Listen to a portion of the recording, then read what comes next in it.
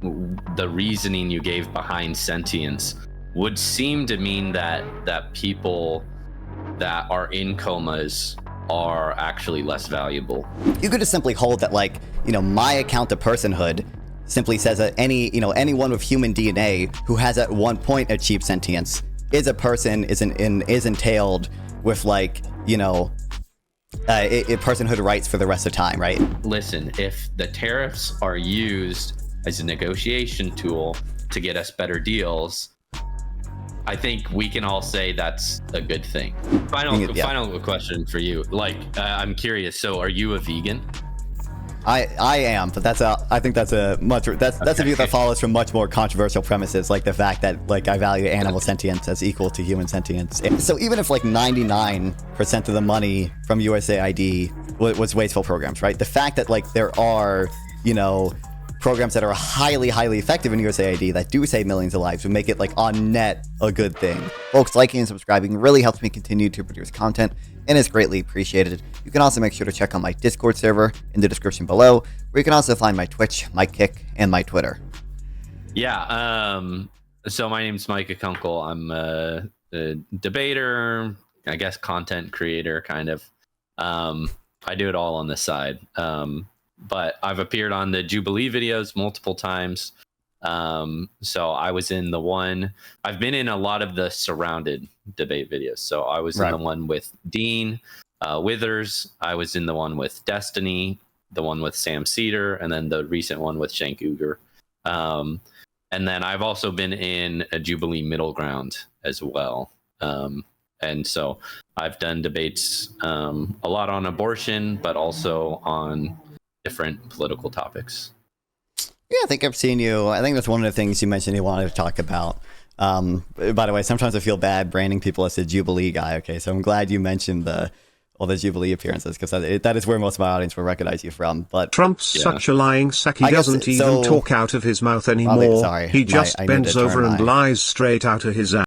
Alerts off. There we go. Okay, but yeah. So that's one of the things you mentioned you want to talk about. I think I reached out saying, hey, can we talk about, like, the Trump economy? But I do want to give you an opportunity to obviously challenge me on whatever you want to talk about. So abortion, I guess if you, I mean, I'm probably familiar with it, but briefly lay out your position there. Thanks, Crispy, for the raid. Hell fucking yeah. So what's up, people? When it comes to abortion, I don't believe in abortion basically at all. I don't believe really in any exceptions. And that's primarily because I believe that the unborn are human beings with a right to life. And there's no reason that would justify killing you as an embryo between killing you as an adult right now. And I think most pro-choicers give arguments that fall under one of these four categories. So first one is size, second one's level of development, third is environment, and fourth is degree of dependency. And so it's what we call the SLED test. And none of those categories really could give you any morally relevant or essential difference between you now and you as an embryo that would justify killing you as an embryo versus killing you now. Right. So I think I've seen you. I mean, I've seen you, for example, like give that speech to Dean or whatever. I guess like so. I think there might be some confusion in that. Like, what do you say? Like level of development or whatever. I guess so. You know, I would sort of take the view that like kind of like fundamentally. Well, so I personally would take the view that like fundamentally what matters is sentience for all creatures, right? So like I do morally value, you know, shrimp obviously to the extent I believe they're sentient. You know, sentience is the thing that grants more value, and I don't see relevant distinctions between like human sentience and like animal sentience. You know, but you know, broadly, I think if you just simply hold that essentially the thing that we are, right, the thing that like human, like people are, right, the thing personhood is based off of is not DNA, or sorry, it's not, but you know, it has at least some mental component to it, right? So you can say like in order to be a person, you have to have human DNA, and be somewhat sentient and have a capacity to deploy conscious experience. But essentially, like if you just say your view of personhood has at least a mental component to it, you get to at least some abortions being permissible. And I think believing in essentially in, animalism, that like the thing that we are is the organism, is the human DNA. I think you end up entailing a lot of unintuitive and, typically things we'd view as immoral. Like, for example, I remember when you talked to Dean, I'm curious if you updated your position on this. You said you would view like pulling the plug on a brain dead person as murder. Oh, yeah. No, so that's because I misheard and misunderstood what he was saying. And in the heat of the moment, that happens. But I thought he was talking about a coma patient, not a brain dead person. Obviously, a brain dead person, yeah, I think it's totally fine to pull the plug on a brain dead person. But yeah, so going to Sentience. So, I mean, I guess there's a few things. I guess I would just ask, like, why is that the thing that you value? Right. So the reason I view sentience as important is because like that is kind of the thing that grants you any capacity to suffer. It seems like, to me, morality essentially by definition is like, it's concerned about the suffering and happiness of conscious creatures, essentially. Now, like I said, so I think there is a difference between like what I personally value. I, hold more controversial views about, only caring about utility, like only caring about sentience, right? And caring about sentience regardless of what species it's under.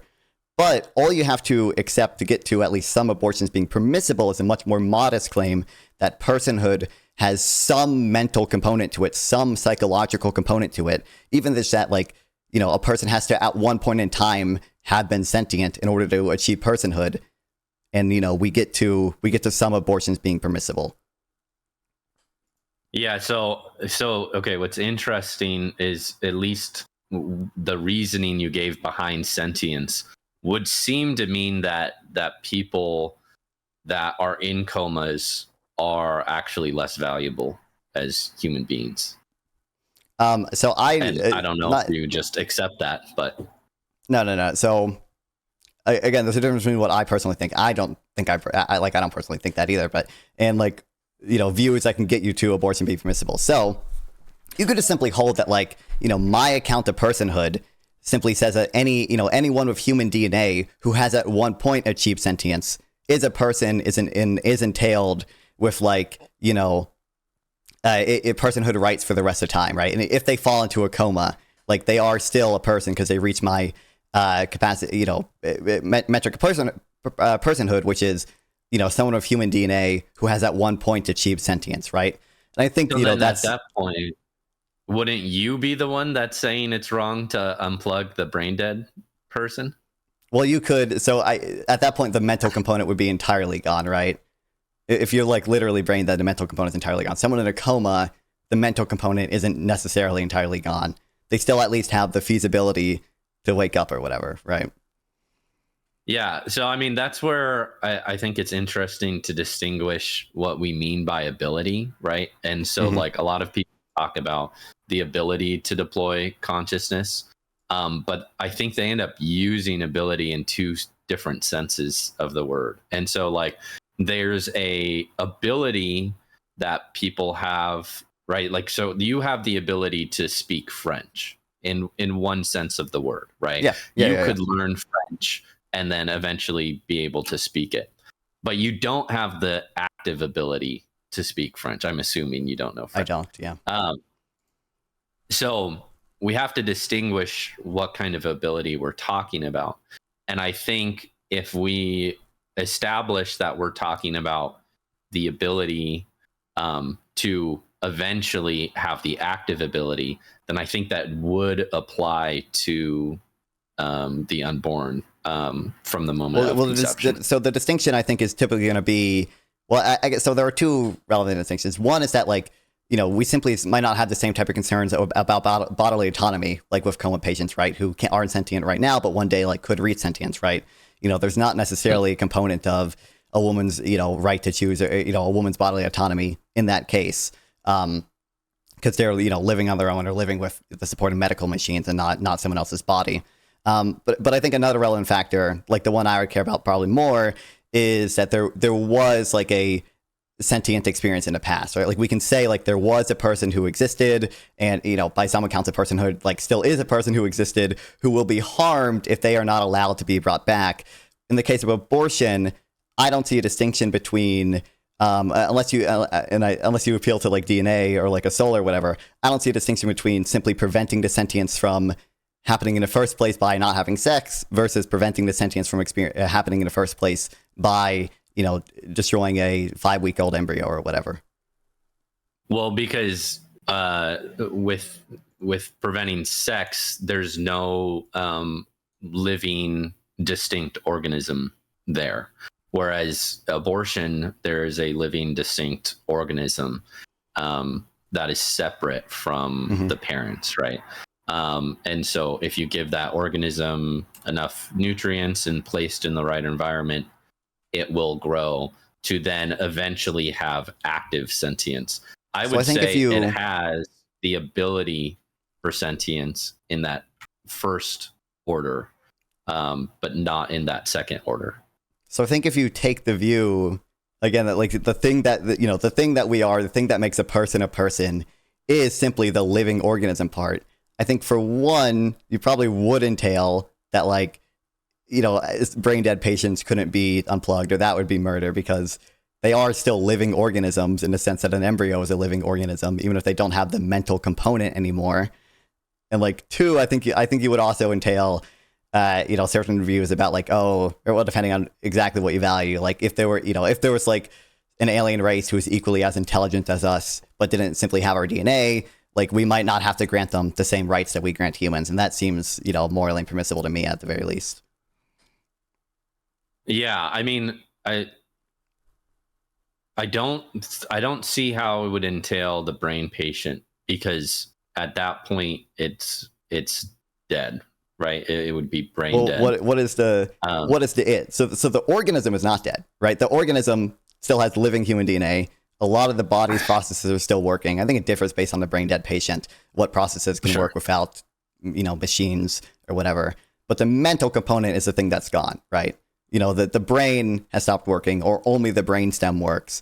But the brain stem in some cases can still tell the heart to beat. It can still tell the lungs to breathe in some cases. You still have the digestive system working to some extent. It seems like when you say it is dead there, it seems like the thing that you're referring to as it is the mental component that I think is necessary for personhood. But that you don't seem to hold typically. Well, I guess you would hold that mental states are physical, I would assume. That they aren't non-physical. What do you mean by that? I don't actually know if I have a strong position on that. You don't believe in a soul? I don't believe in a soul. I do believe like you can say that like I think you can not believe in a soul and still be like I think it's called like a dualist or whatever, and like believe that mental you can not be a physicalist and not believe in like a soul in the sense of like a Christian God soul or whatever. I don't take a strong view on whether or not I'm a physicalist. I'll say like from the stuff I've read, which is not much, and I don't read much philosophy in general. Like I would say like I'm an emergent materialist in that I take the position that essentially consciousness emerges from the physical structure of the brain and neurons interacting with each other. Yeah, but what emerges, would you say that's a physical or non-physical? No, I think substance? I think the thing that emerges is like an immaterial thing, right? Like the conscious experience itself is immaterial. It's not like a physical thing, I don't think. But that's just based on what the little I've read on that topic.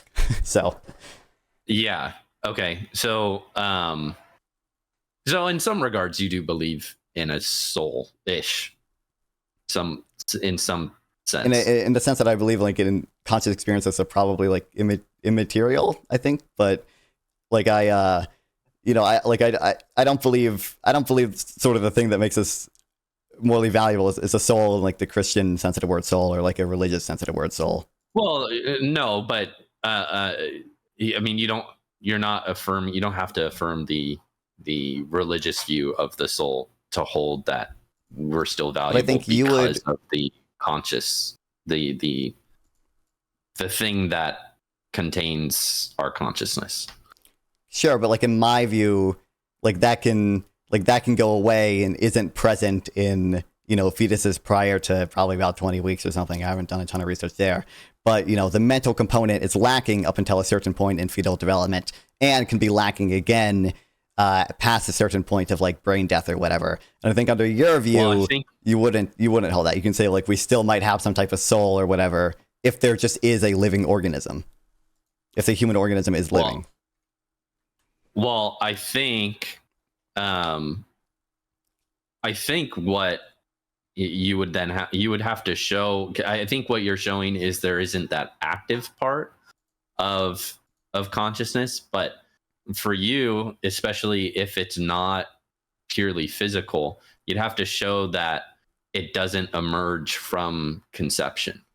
Like, why not? Why wouldn't you hold the belief that the first ability for consciousness emerges from conception? I think we might be again. So there might be like the two different definitions of ability or whatever. Again, so yeah, in some sense, like I believe like conception like causes a brain to develop that eventually has the capacity to deploy consciousness, right?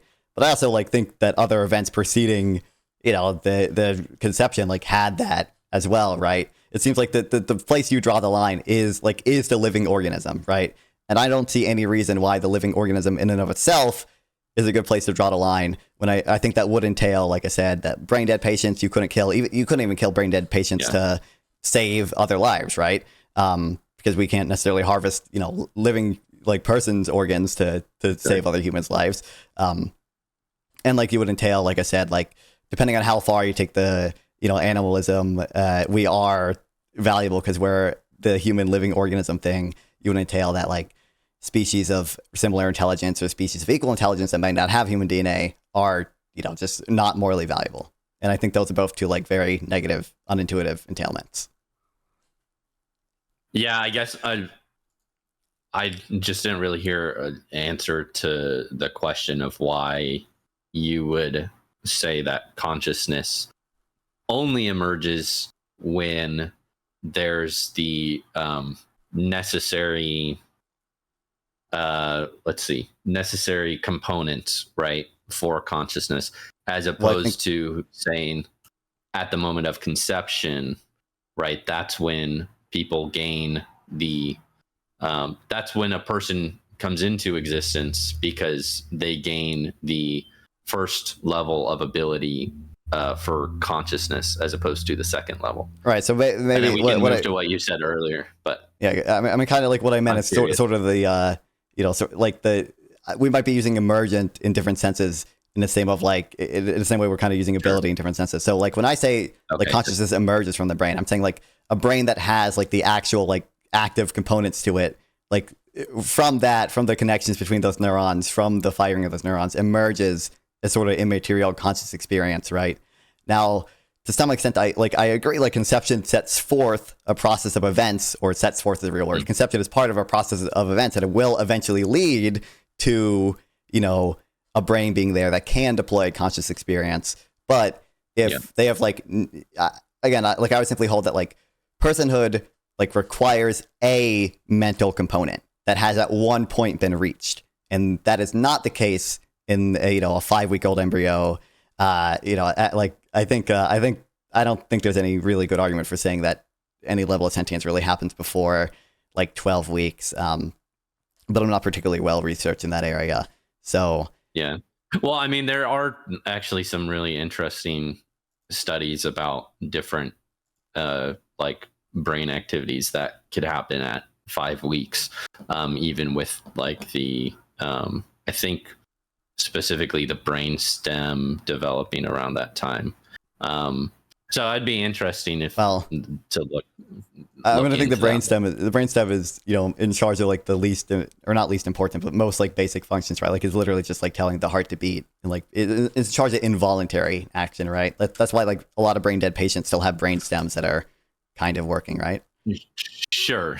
Well, I'm just saying it's interesting how early that develops. Like, and that's where like the thing is too, like, sorry, I'm just reading a comment about the shrimp. That's so funny. Let's see, what was I gonna say? What did I start off with? Oh shit, I forgot too, because I looked at my chat as well. Chat, you're distracting me. Unbelievable. Well, okay, so that's interesting. So yeah, I guess we're probably using emergent in different senses of the word. Yeah, I guess like when I say like consciousness, like I'm saying consciousness emerges from a brain that already like has all those parts in place, right? You know, I agree that like, I guess the question would be why. I mean, that just seems like, why do you think that? It seems like the evidence that we have best supports that. So like, you know, the fact that we see people who lack certain parts of brains, like lack certain cognitive abilities, obviously points to evidence that the brain is responsible for those cognitive abilities. It seems, you know, it seems to be the case that things without brains don't have any outward expressions of consciousness at all, whereas things with brains can have that ability. So like all that seems to point to me that brains are the things that are, you know, the connections between neurons, all those like fundamental structures are the things that lead consciousness to emerge. Yeah. Okay. I see. Yeah. Whereas I would probably say it's the opposite, where I would say the brain emerges from immaterial soul that arises, and that the soul is kind of the thing that guides the material process to then create the brain. So yeah, I guess just like real quick, like I think like if you say that, like I do think you would entail a lot of negative, like another negative thing you might entail is that, like, you know, the burning hospital. If you were in a burning hospital, there's a tray of 10 5-week-old embryos or whatever, versus, you know, one person, you know, one toddler or whatever. Like you would have some moral obligation to save the 5 or the 10 5-week-old embryos, and that's a very unintuitive result that I think saying something like that would entail.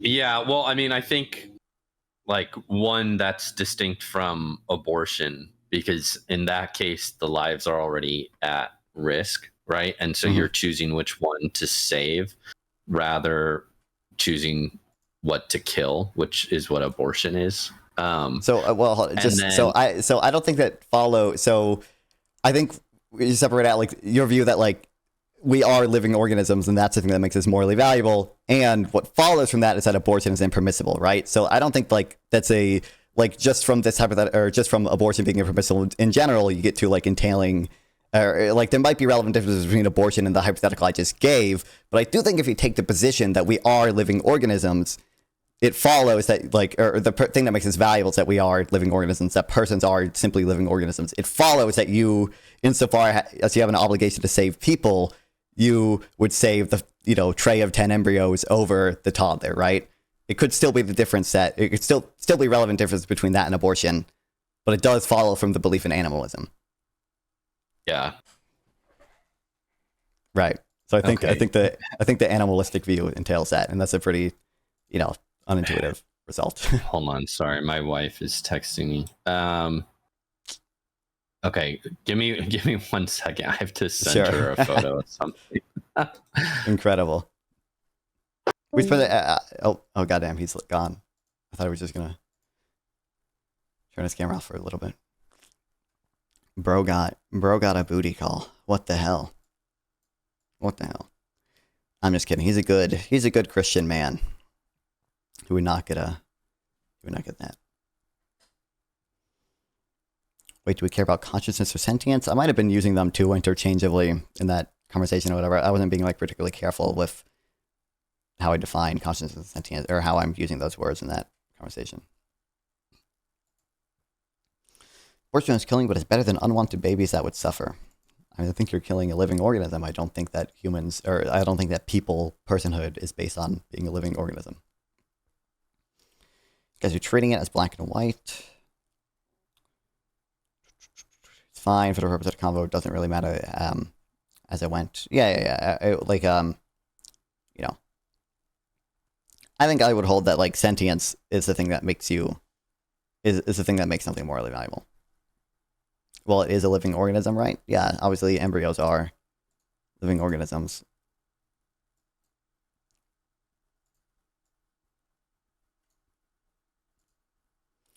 Living organism that turns into what? It's a living organism that eventually will turn into a person, if that's what you're asking. It does matter. He can use his consciousness when discussing people, but sentience when discussing shrimp welfare. Because I think there is... Oh, sorry, he's back. But I think sentience is sort of like a weaker term than consciousness. But I'm also not careful about what term I use when I am discussing shrimp welfare, because I'm just... You know, that's a more like casual thing. I'm not at a Phil Bro conversation when I'm doing that or whatever. All right, welcome back. All right, sorry about that. You're good. Okay, sorry. What was the last thing you said, or what was the last thing you were talking about? I think it was. Oh God, I don't remember. Oh, I should have written it down. I should be taking more notes. I'm so sorry. I mean, yeah, we have spent like 20, almost 30 minutes on this so far. So if we want to move on a bit, we can. Okay, sure. Yeah, we can move on a little bit. I do remember you were giving the analogy, the hospital analogy. Yeah, the burning. Yeah, right? Yeah. So I mean, I think I think one. I think you have that problem if you're trying to compare it directly to abortion. I understand what you're doing though.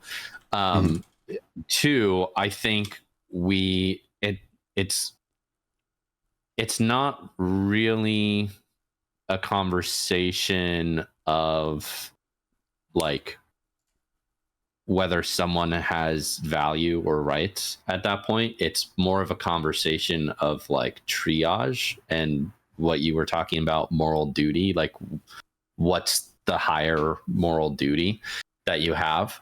And ultimately there's a lot of different like moral philosophical considerations we could go into. I would say the biggest one for me is like the likelihood of actually surviving, right? And so the 5-year-old or the child has a much greater chance of actually surviving the incident than I would say the tray of fetuses that are frozen. Well, I mean, I guess we could just assume that away, right? You could just say like assume all 5 embryos are going to live to a healthy like 80-year-old life or whatever. I think you would. I think in that case you would entail that you should save the embryos.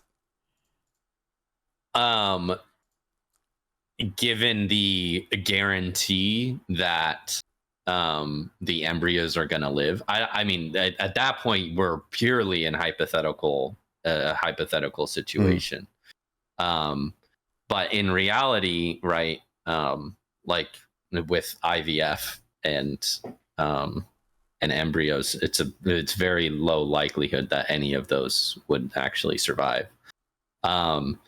But then we can talk about, just even if we instinctually would choose the child, that doesn't necessarily mean that, again, therefore we could like kill all the embryos or grab the tray of embryos and smash them down on the ground and there would be nothing wrong with that, right? So I think there's kind of multiple problems with that analogy because of that reason. Okay, I mean, I do want to move on, but I think that is a unintuitive reductio that like people are going to view as saying animalism, or they're going to view it as evidence that animalism is not a good moral system, to be sure. But you also mentioned. Sure, you can. Final question for you. Like, I'm curious. So, are you a vegan? I am, but I think that's a view that follows from much more controversial premises, like the fact that like I value animal sentience as equal to human sentience, and that sentience is the essentially only thing that matters. But those are much more controversial.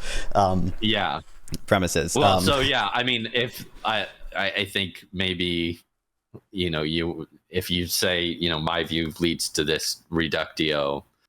I think there's some. I would personally probably have a harder time swallowing your reductios. So I think that could be the case for like my personal views, but again, the thing I sort of laid out at the beginning is I think if you say that personhood has simply a mental component, that's a much more modest premise that is very intuitive to many people, and that still gets you to at least some abortions being permissible, at least in some cases.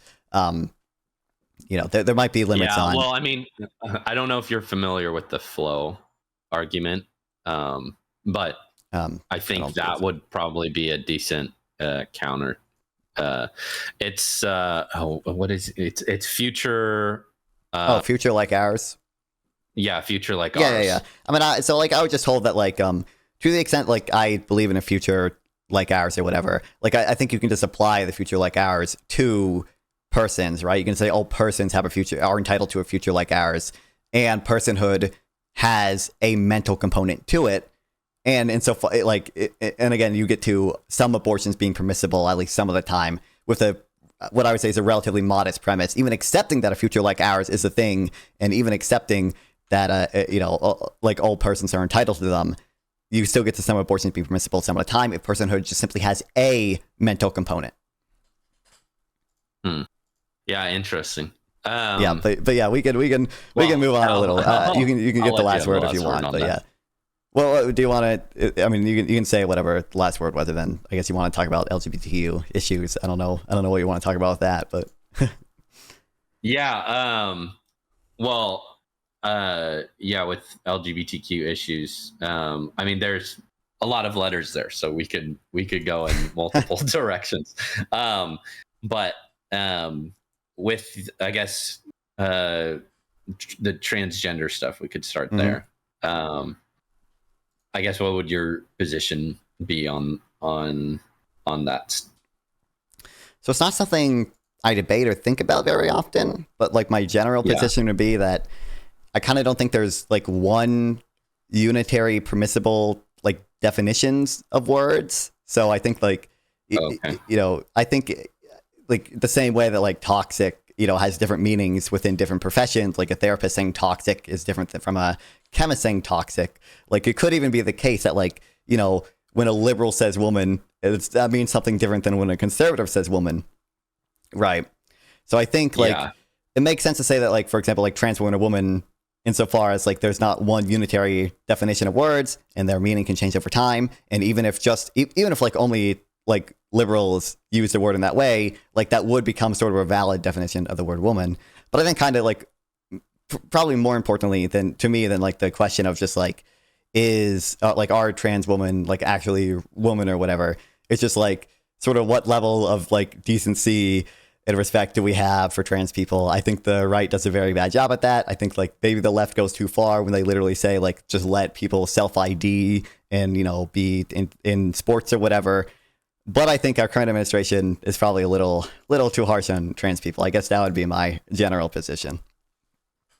Yeah. So, I mean, I can agree with a lot of the like language stuff that you were talking about. I think in particular, though, like the more of the question is, should there be a definition of woman that's not tied down to the biological reality that they are, right? And so that's where I think I would disagree on that part with a lot of people on the left. Not necessarily you, but well, I guess I would just say like I think different definitions can be useful in different settings, right? So it probably makes more sense in some medical settings to use one that's biological. It probably makes sense in other settings to use a different definition. Like for example, like obviously in a medical setting, a parent may refer to like a biological parent, but in a more social setting, parent can refer to step parents as well. Yeah, no, for sure. I just question whether it would be, it is ever useful to use woman in another sense. Oops. Well, yeah, so I guess that's what I would question.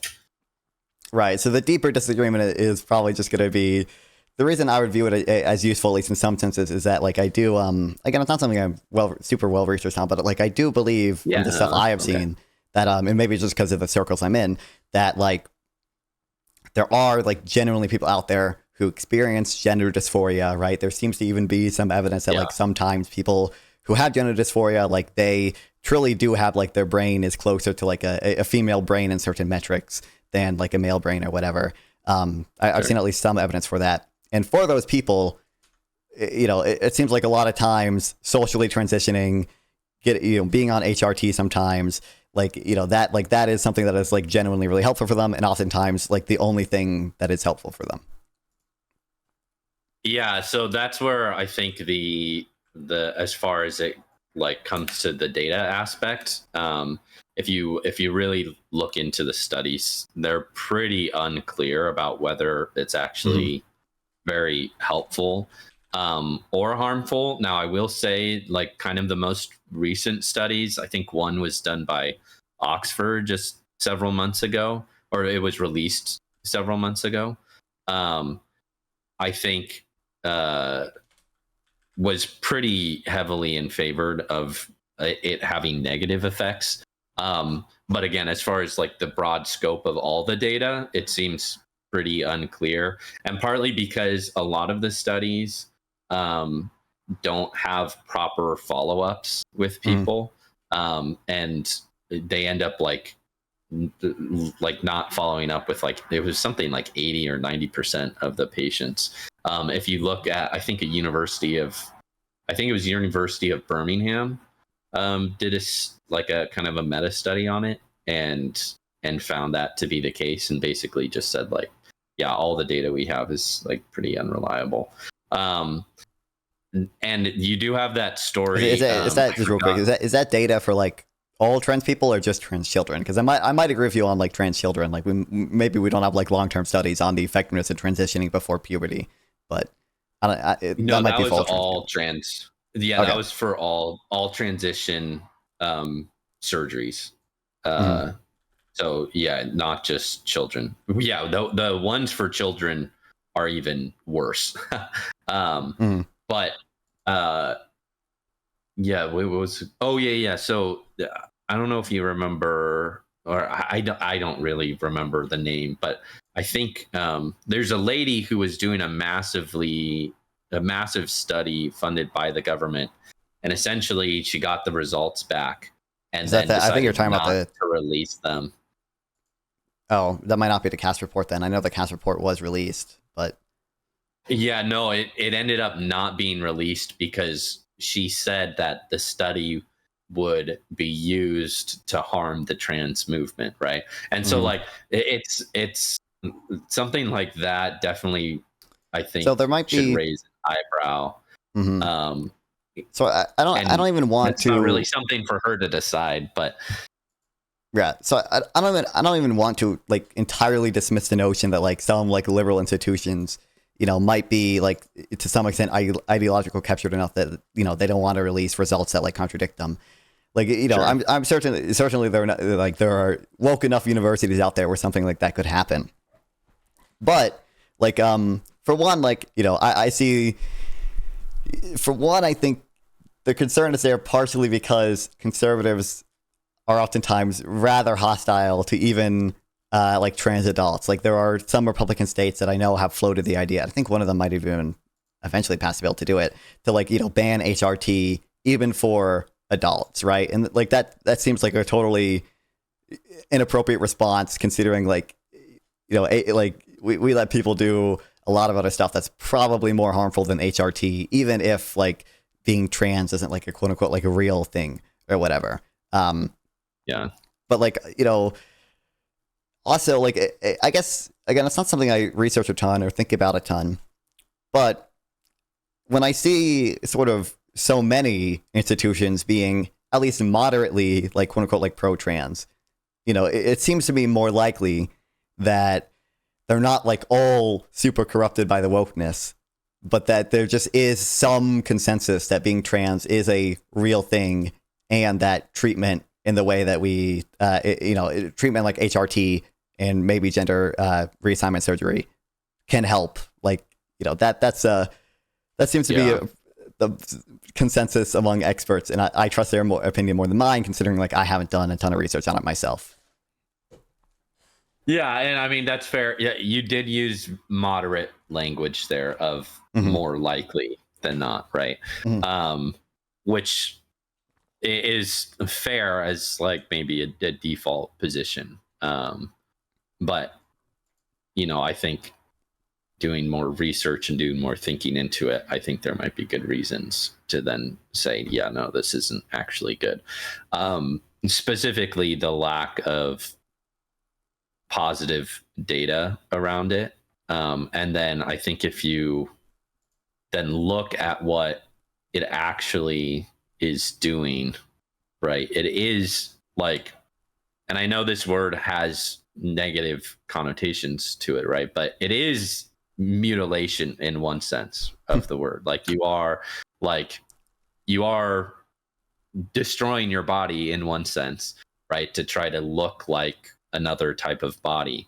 And whether that ever is justified, I think is a good question to ask. But then I think it might be a decent question to ask, like insofar as we believe like quote unquote mutilating people's bodies would be harmful. If there isn't good evidence it's harmful, like I wouldn't be in favor of banning it, because I do believe people should have the right to, like, generally speaking, like it is just a good thing people have the right to do even cosmetic surgeries, right? Like, a nose job or whatever, which is not a necessary surgery, or certainly probably not as necessary as some transgender reassignment surgeries.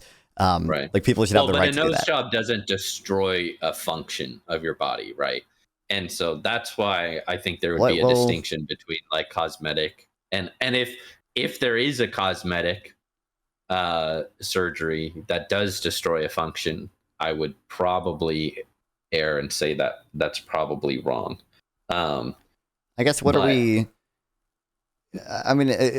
defining as a function? I guess like maybe your ability to orgasm is limited by like gender reassignment surgery, but that's really the only thing I guess I could think of. Well, okay, so like if you take a transgender man, right? They are destroying the function of their breasts, right? They are destroying the function of their uterus. And same, I would say, then same with a transgender woman, right? They are literally destroying the function of their penis at that point, right? So it is, I don't know, does that make more sense of what I'm talking about? I guess like it seems kind of like it, the function is a little, it's kind of a little weird word to use for me, because like I guess like to what extent can we say like LASIK, like if you're just born with bad eyes or whatever and you get like LASIK surgery, to some extent I mean you're kind of destroying the function of your eyes that you were born with, at least, but that still represents like an overall improvement in your life. That's not destroying a function, that's improving a function of your eyes.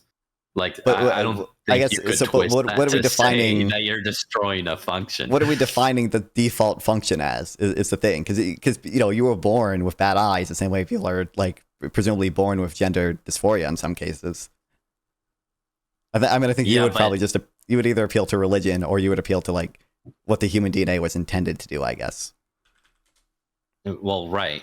I think we can all understand that there's a natural way our body should function as a human being, right? Eyes are meant to see, right? Noses are meant to smell. And I would say reproductive organs are meant to reproduce. And so it's never good to intentionally destroy those functions of your body. I mean, I think you would run into issues defining natural and sort of defining sort of holding that like it'd never be okay, because I mean, for one, I think we can think of other activities that probably do destroy natural functions that we do allow. Like obviously like alcohol can destroy your liver, like certain types of drugs can destroy your brain or whatever, but those are those are things that we do. We're not talking about So there's a difference though between like the risk of destroying a function and then the actual intentional destruction of that function, right? So like when you drink alcohol, yeah, of course there's a risk that you destroy your livers. That's totally different from a transition surgery. A transition surgery, there's not like a chance that you lose function in this area. You lose function, period.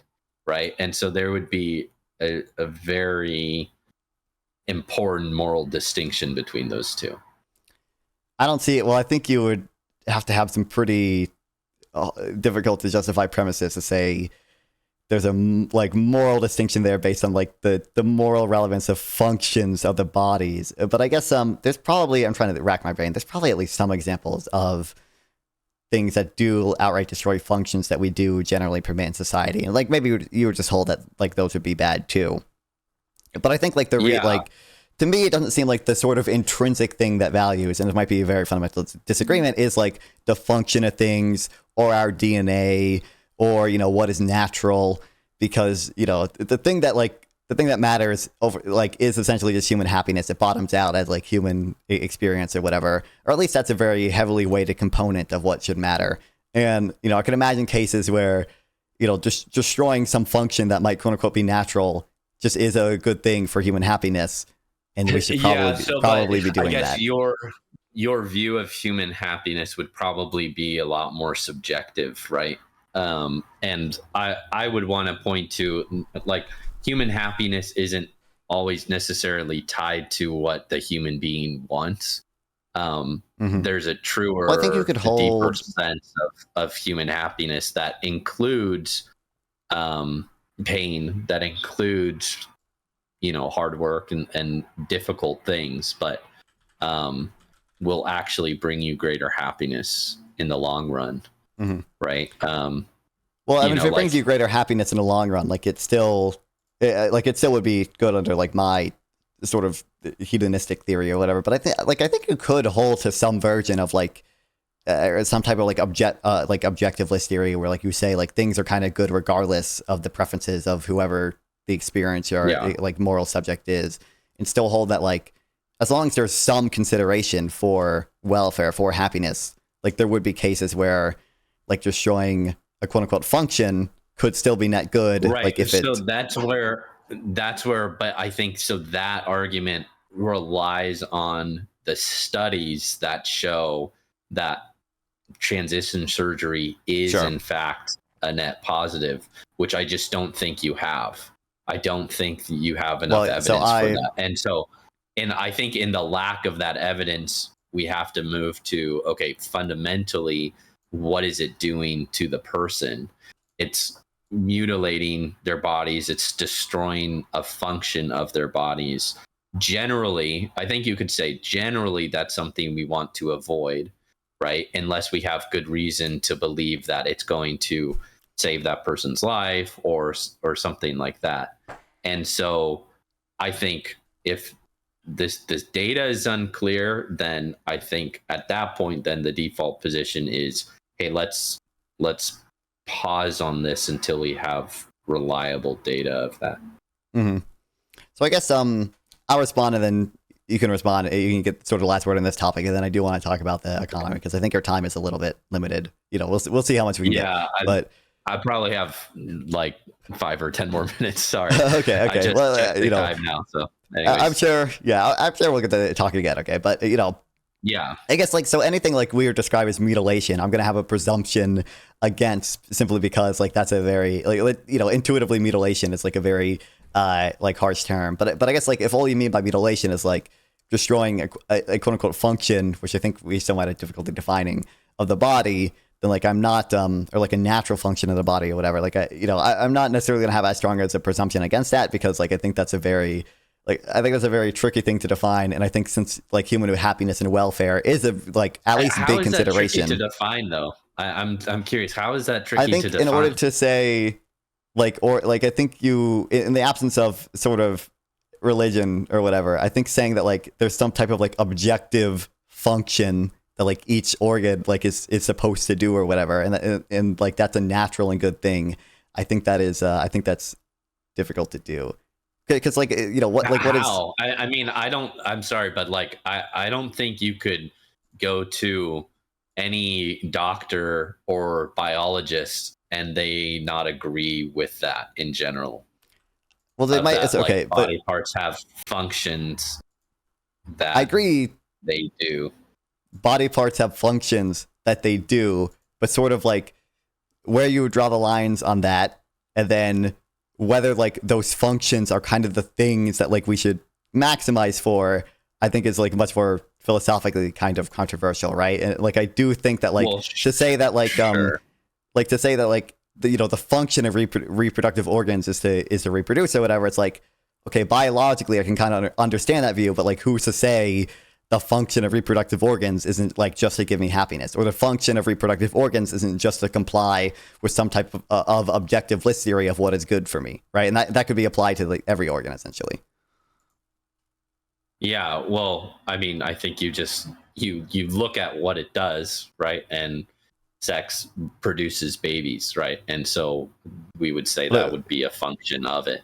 And so I'm not a Catholic in the sense of that, like Catholics like kind of almost believe that reproduction is like should always be the primary focus of sex, which I don't hold. I do believe that sex can have a pleasure aspect to it, but I don't think you can necessarily completely separate out reproduction as like this is a valuable function of our reproductive reproductive organs, right? And I mean, I think we can all agree that reproduction is a good thing. Well, you'd be surprised. There's some there's some antinatalists out there. You know, they do exist. That's fair. That's fair. That is fair. Okay, so I guess like I'm sure we'll talk more. We can talk more about trans issues, and I'm sure if you really want to, I'm sure there's some people I can connect you with, more like liberal people who I meet on panels and stuff that would love to talk to you too if you want other content. Okay, but I do. Sure. I kind of want to know. I want to know what you make of the Big Beautiful Bill, because I saw you supporting that. And I want to know what you make of the tariffs, because I don't actually know your opinion on those. I'm curious about those two things. Yeah. Well, okay. So I would say I think the Big Beautiful Bill overall was a good. There's not. I'm not a full endorser of the bill. Like I don't think everything in the bill was amazing, but overall I think there were some good stuff in it that I liked. So then when it comes to tariffs, I'm not a huge tariff believer. I am what they call a plan truster, which oh no, I trust the plan. It doesn't always work out for plan trusters, so I get that, but generally I do trust the plan. And so listen, if the tariffs are used as a negotiation tool to get us better deals, I think we can all say that's a good thing. If the tariffs don't end up getting us a good deal and cause inflation, that is objectively a bad thing. And would not be good. And so when you use them as a negotiation tool, you run that risk, right? Because they're only an effective negotiation tool if they actually have some teeth behind them. And so I think that's just the risk you run. But all right. I mean, I guess so. One, I'm very skeptical there is like a solid plan behind these things. Like I see, like, it seems like when Trump is turning tariffs on and off again every other day, right? When Trump is sending out letters to countries with like random capitalization, when Trump is sending letters to countries we have trade surpluses with, saying that we have a trade deficit, when Trump, for like when advisors to the president are informed about updated tariff plans, like while they're testifying in front of Congress, right? Like that all points to me that seems to be like there isn't like an actual solid plan behind it. And then it seems like to the extent there is a plan, it's like very thinly veiled like mercantilism. Like it seems like his goal, like every deal he has negotiated so far, first of all, they're phase one agreements where the terms are relatively unclear and not legally binding, right? But maybe he'll get a legally binding deal eventually. Okay, well, we'll see. But all of these deals are aimed at we're keeping at least a 10% tariff, even on our allies, on essentially everything that they export to us. And obviously, I think American consumers are going to be paying the majority of those tariffs, and I think the evidence shows that they are or have been so far. And like that, that is a sort of like a fundamentally bad aim to me. Is this type of like thinly veiled mercantilism, I would say, of like we need to reduce how much fucking shit we're importing, and we need to export so much. We need to get rid of all these stupid trade deficits or whatever. And then I'd also just be curious for you to clarify. I think that's dumb too. Okay. The whole like trade deficit crap, like I don't think is a good reason to necessarily do tariffs on another country. And then I think you'd also, I would add, like the deals would have to be good enough to justify the uncertainty that is dragging investment so far. Yeah. I mean, that's fair too. And so that's where like, I'm just kind of like, I don't know about the tariffs because time will tell, right? Like time will tell if they pay off in the majority, and time will tell if they end up actually harming the economy more. Okay, well, I mean, I think all the evidence historically says tariffs are bad long term, and none of the deals are not that the obviously tariffs are bad long term. I'm saying only time will tell, right, whether these tariffs we get good deals. But I mean, I think we can leading to good deals. Sure, I think we can look at the deals that we're getting now and conclude that they're unlikely to be good deals. I mean, again, you can say unlikely, but that's why I'm saying only time will really tell whether they were actually good deals or not. Well, only time will really tell whether. Only time will really tell whether wearing my seatbelt is actually a good decision, because it could be the case I never get in a car crash, or it could be the case I get in a car crash where wearing my seatbelt actually harmed me more than it helped.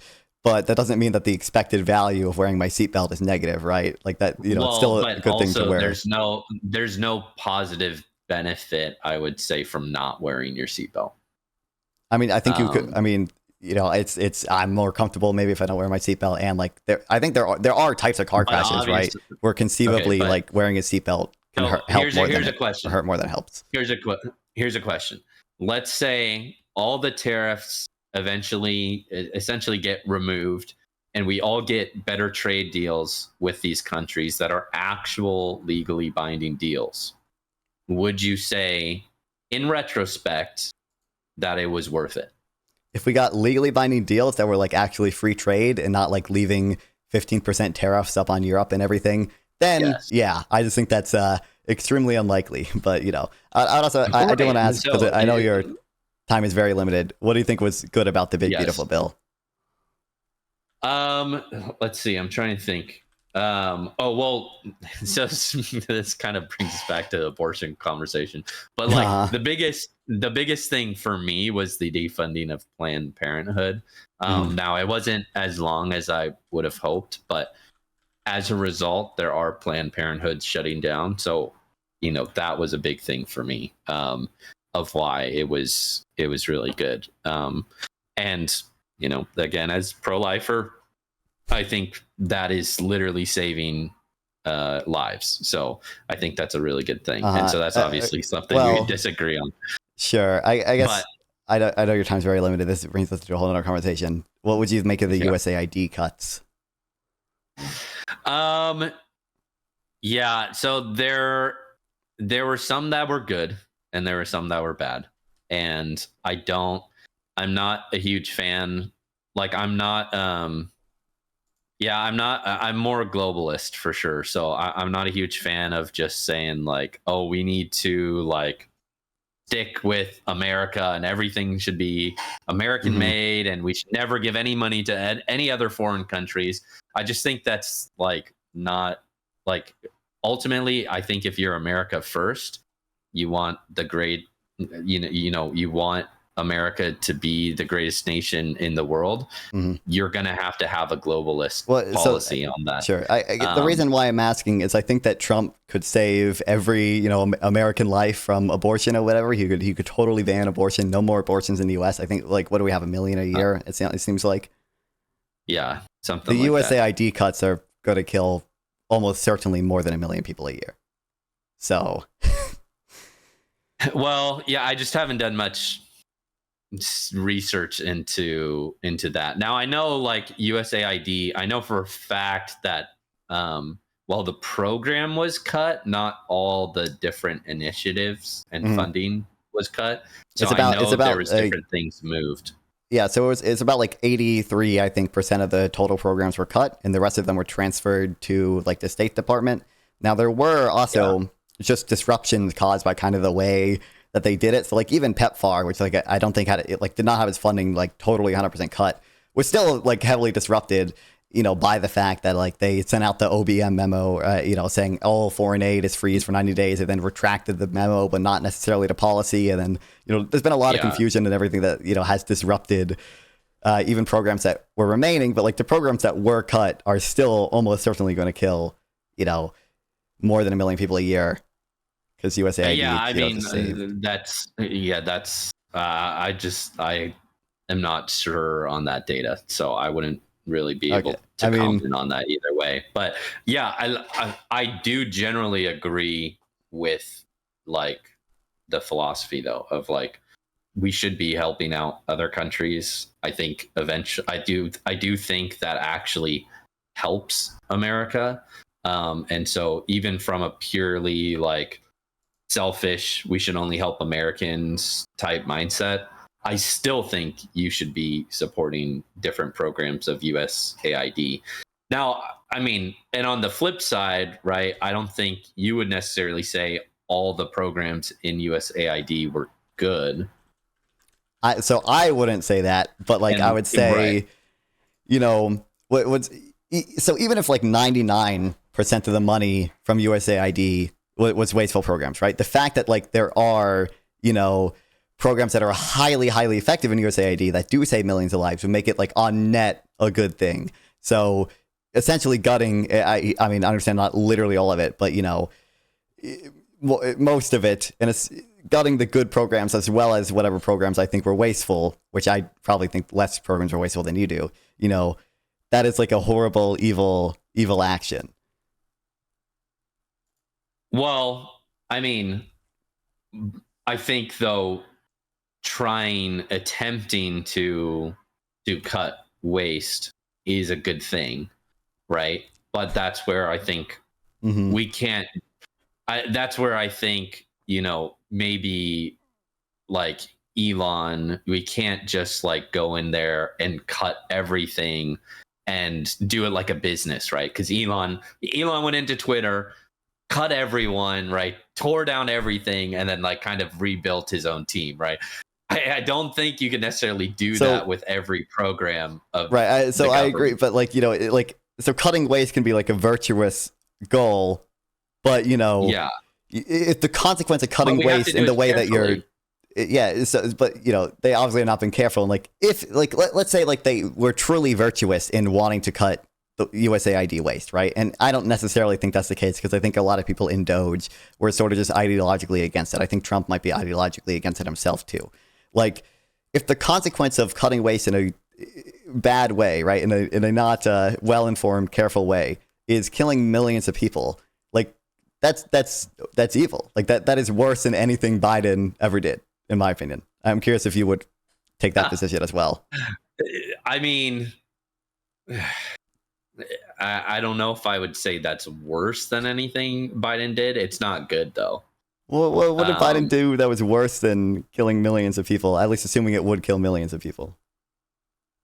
Well, again, we just disagree on the abortion issue. So, but like that's where that's maybe 1 million people a year killed because of abortion, and I don't think Biden. Not all of those are attributable to Biden, because some states would have abortion legalized. Well, funding of Planned Parenthood specifically, but on the margin. And that's where again, I'm not sure of those estimates, right? So like maybe later you can send me the link So I think there's the 30 million or whatever that you're talking about. But I'd be curious, and I'd be curious on those estimates, and then what kind of pushback. I would say there's no estimate that says it's going to cause.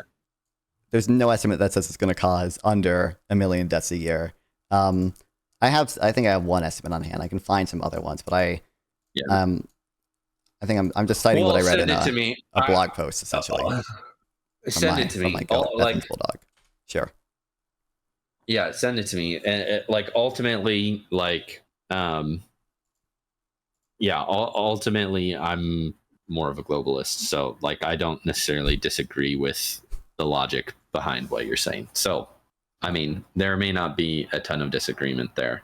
As far as the estimate goes, though, I would be very curious to see how reliable that would be, and based off of cutting which programs, and what each program did, and was that, I don't know. I would just have to look into it this is one I have on hand that estimates, I think 7.9 it estimates if 7.9 million children would die by 2040 because of the deaths. And then this is the second estimate I have that says about 3 million people per year are going to die, I think, because of the cuts. So that's although I think the second one I think it's looking at even programs that were eventually restored. But if just take it to be the case that that those estimates are broadly accurate, right? That the USAID cuts would kill probably about 2 million people a year. Take it to be the case. Assume that to be the case. Is that worse than any action Biden took? It might be. I might grant that. Might be. Okay. Well, I mean, there are so many things presidents do, right? As far as no, actually, I guess. Yeah, I mean. Woohoo. Yeah, I would probably lean towards yes. Lean towards yes. That would okay. Be worse. That would worse than any one action. If you're comparing one action to one action, then yeah. As far as overall, harm. What do you think? What could Biden have possibly done that was overall worse than killing 2 million people a year? Dude, you're gonna have me on for another hour if you keep asking me. Okay, I want to respect your time. But you can. Yeah, I'll let you answer. Then you can chat. Yeah, I just think there's a lot of things that we would probably disagree on. That I think severely harmed a lot of different things that Biden did. Even talking about foreign policy, I think there's a lot of things that Biden did that was very dedetrimental to foreign security. But okay, I'm streaming for another 44 hours at least. So we might have another opportunity to talk over the next 44 hours. Although I do have other guests scheduled to chat with and everything. So I want to respect your time. We might be able to chat more. I can, if you want, I can set you up with some other Twitch streamers too as well. If you want to enter that sphere ever, just let me know. But okay. Love to talk to you again. Shout yourself out. Tell people where they can find you. Yeah, you can find me on YouTube, Twitter or X, Instagram, TikTok. I occasionally do TikTok live streams on abortion. So if you guys ever want to debate me, you can join there. But yeah, I mean, as far as economy goes, as I told you, that's just not something I'm super well researched on. Sure.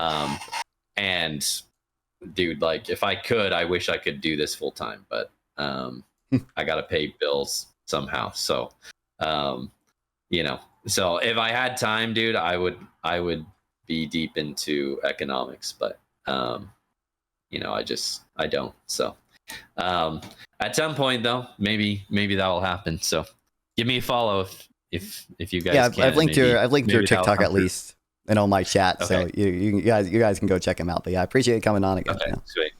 Yeah, thanks for having me on, man. And it was a pleasure talking. I like the the casual conversation. But yeah, for sure. If you ever want to do more a formal debate, you can always let me know too. Sure. So, all right. Well, yeah, thanks for having me on. Appreciate it. Absolutely. Appreciate it. See ya. Yeah. Wow. Fun time.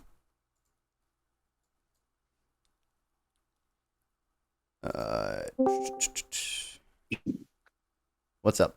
Yo, what's up? Hey, that guy's nice. Very good fit, I think. Yeah, that's great. That's great. See, I'm telling you that this is you don't always need to be mean to be effective, but I feel like just like the rhetoric it's a very effective rhetorical question to ask. If the factual claim is true, then would it follow that, some claim strongly in my favor? Yeah. That like comes up a lot, which I mean, it's very reasonable to doubt stuff, but like, if it was true that UBI can be workable, would it then be better than means testing? It's like, yeah, okay, great. Something like that, but yeah. No, great convo. I'm curious about a couple of things you said. So I don't know where I stand on abortion. Sure. Just because Bentham's Bulldog is not written about it yet, so I don't know what to think. I think I'm pretty sure. I'm almost sure. He wrote one post that was just like what philosophers talk about abortion that like the public doesn't or whatever, right? Right. But that was a good post. Yeah, I don't know where I stand. I mean, so I don't. Flow is kind of weird because I just care about F, not LO. Like I don't care that it's the future like ours. I just care that it's a future, and so. Then someone could make the calculation like so banning abortion. you should care about all consequences, right? So banning abortion would strongly help Republicans and their demonic, so that kills millions of people if we help them get elected. That's bad, already just like there's that, but like let's assume in a vacuum. There's great harm to the life of the mother. I assume unwanted children have like significantly worse lives, stuff like that. But like it could be very plausible to me. It could be very plausible to me just because I'm a very much a natalist. Yeah. To be the case so that I mean, it's plausible to me. It could be like utility maximizing to ban abortion simply because like having more humans is good. I just don't think that like it's a sort of I don't think it's likely that it's kind of like an individualized, like moral wrong to have an abortion in a vacuum, at least before consciousness or whatever, before some type of sentience. I'm not an act utilitarian, but you're an act utilitarian. What do you mean?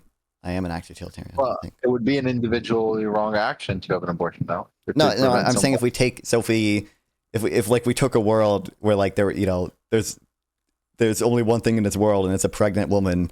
And she's been pregnant for 2 days or whatever, and like she wants to get an abortion. In that world, I don't think it'd be wrong to get an abortion.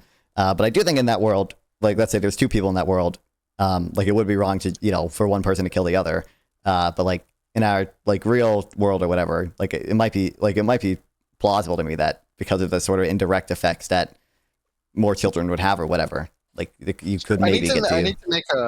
I need to write a paper with like a synthetic difference and difference methodology or something, finding the effects of abortion bans on the insect population. We gotta look into that. Dude, yeah, that's what I don't know if you were watching when I was talking to Bethan's Bulldog like 2 nights ago. He said that pending further research on insect populations, I'm tentatively pro-choice. So.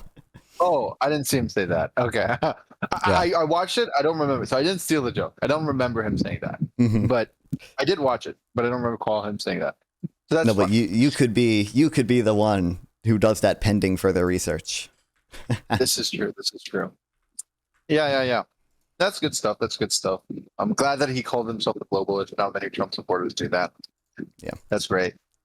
Yeah, hero, king. That made me like him a lot more. He said, I'm a globalist. I'm like, oh my God, someone who can think critically. Let's go. What? I said bless when he said that he was a globalist. Yeah. Thank God. Yeah, that was a good convo. Yeah. Hey, congrats on the goal of 250 pounds. Yeah, hell yeah. What are your thoughts, David? I saw you say a few things in the chat, but yeah.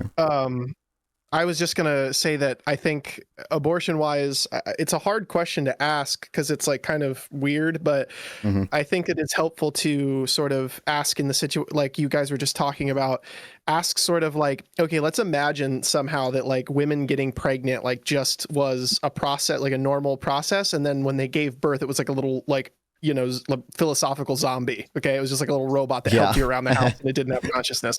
Like in that aspect, would abortion be wrong? And I think most people would be like, absolutely not. Like, it's just, you know what I mean? Like probably not. And then from there you can say, okay, so we have to figure out when like, you know, we want to draw that line between when the thing that's happening to the woman becomes a thing that's also happening to a person. And then that is kind of what naturally goes into the whole topic about whether you want to talk about sentience or consciousness or however people define different, you know, things like that. I'm curious for you, Nonfon. You said you made it seem like it's reductive to say you would save a baby over, or you would save 5 embryos over a baby, but I would do that because that's not, you know, that's just, well, you know, they're going to be an orphan either way. They're going to, like, all the concerns I have about abortion, it doesn't help Republicans, doesn't, you know, make them an orphan. It doesn't make the mother really upset. It doesn't, you know, it's just 5 more people, just one of them is older. If anything, younger people are more valuable because they would have more experiences, although the embryos don't have experience. Right. So I like the difference would be, I guess, kind of like what follows from your like account of personhood versus like what follows from just like the sort of indirect consequences of having more people or less people, right? Because, you know, if we view it in just like, you know, whether or not it's good to like save, you know, 1 person versus 5 potential people, there are definitely cases where saving 5 potential people is better, especially like if they're like, I would hold like, obviously if they're going to live like super great lives or whatever, like saving 5 future people would be better than saving 1 currently existing person. We assume the baby is going to have like a similar life to the embryos, otherwise not else is equal. Well, sure. So I'm just telling you that conceptually, like I can understand, I can understand like viewing sort of the indirect like consequences of saving 5 people being better than saving, or 5 potential people being better than saving 1 person. But I think the point of the hypothetical is simply like what follows from your like account of personhood that might be unintuitive to most people. Right. Well, but I'm saying you as a utilitarian are also committed to that now. I think so one, like I was appealing to moderate premises throughout, right? So like, you know, I was saying, like, I know. Yeah. So I think like if we're viewing it in a vacuum, like I'm committed to, you know, just doing whatever like has the most utility, right? Or you know, even if we're viewing it in a real world, but like I think in the vacuum where we're not looking at sort of the indirect, like where we're not considering the insect population that would be reduced more if we save more people, like I think you kind of don't have like an individual obligation to like save the embryos over the currently living person. Not in the vacuum of, you know, like not considering the what kind of consequences, you know. Also, Michael, I don't understand why shrimp deserve rights, but human embryos don't seem to. I feel like you should be able to infer that from the debate, right? Like if the thing that is morally valuable. Actually being vegan and having sort of like ethical views around animal suffering and that kind of thing makes your arguments for abortion so much stronger. It's the one thing I really, really hate about Destiny is his like so hard commitment to meat eating to the point where like, and then he won't bite the bullet on the abortion thing because he can't, because he doesn't think animal suffering. So like a lot of his abortion debates, like if anyone pressed him on it to that degree, it would be a horrible contradiction in his... Wait, to be clear, wait. Are you saying that because the embryos are not existing people, then as a utilitarian you would not save them? But not necessarily. I don't think so. I don't think it follows from that, right? I think it's just. I mean, who would you save? I mean, just asking you. Put aside the question on pro-choice, pro-life. Who would you save? I would say the 5 embryos that you would have grown fully developed. Are we assuming like we're living in this world? Well, any priors I have about the lives of the embryos would be the same as I have about the life of the baby. Like, why would I have a reason to. Well, because why would the expected value for the baby be higher than the embryo? Okay, so like I'm the reason I use that reductio is I'm using it as an example, like what follows from your account as from your account to personhood, right? So like I don't even necessarily view like the sort of account of personhood like as like a super like morally valuable thing, because again, like I do just care about the consequences, right? So like I don't think you have obligations to persons any more than you have obligations to any sentient being, or obligations to just to maximize total utility, right? So like I very well could save the 5 embryos or whatever, just because in expectation that has more expected value, but that doesn't follow like from my account of personhood. That follows from the fact that I value total utility. It doesn't follow. Okay, so you're saying from the account of personhood, it doesn't follow that you value total utility. Like that's true. I agree. In the debate you were it's modern premises about personhood, whatever. Mm-hmm. But I am saying, as a utilitarian, to decide the debate, you would save the 500 years, right? I would. Probably. I don't know. It would depend on the question. Is like I don't know. I don't have a super strong pro-natalist or anti-natalist position. I don't have super strong opinions on that. Well, no, it's just like it's just if I tell you, like, you have imagine you have a baby that is a minute away from gaining. I'm sorry, 2 babies that are a minute away from getting sentience, and 1 baby that is like 2 minutes older than them, so he has gained sentience. Mm-hmm. The 2 babies there are not a person, but in a minute. I mean, yeah, I think the expected value of saving the 2 babies or whatever is higher. But I like, and that applies to the embryos as well. It's just like making it 5 months instead, or whatever, the 24 weeks. Sure. So I agree, but that's contingent on. So in the real world, that's contingent on like my views of like how good or bad having babies are, and I don't have strong views on that. I lean pro-natalist, I guess, but that's your views about having more people. Now I get it. Okay. Yeah. I just think it's very strongly the case that natalism is correct. Mm-hmm. Most of the anti-natalist arguments are like deontology stuff. It's like, no one agreed to be born, so you're coercing them. Like, I don't give a fuck. True. Yeah, you will be coerced. You will be coerced to live in a good life. You will be. You will be coerced. You will donate to the Shrimp Welfare Project. I don't care what you think. You will live a good life. This is true. This is true. If you want to chat with me live, sub here or go to Nonfon420 on Twitch or Kick via the links below. Once again, please like and sub to help with the algorithm, and consider sending a donation through YouTube Super Thanks to directly support me, and I'll make sure to reply to any question you ask. See you guys next time.